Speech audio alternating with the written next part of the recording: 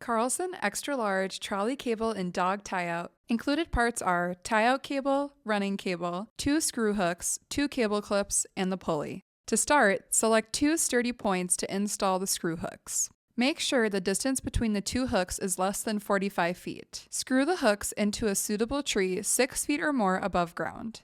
Screw until threads are no longer visible. Repeat on the other side.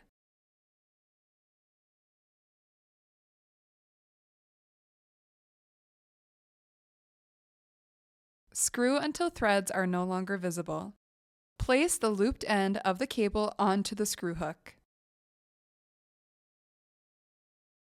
Slide the unfinished end of the cable through the pulley. Loop the cable around the screw hook. Pull the cable tight and secure the cable clips.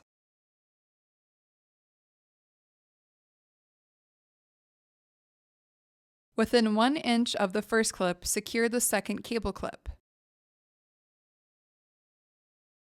Safely set aside the excess cable or cut it with wire snips.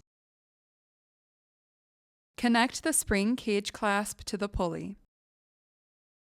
Attach your dog to the collar clasp. Enjoy your extra large trolley tie-out.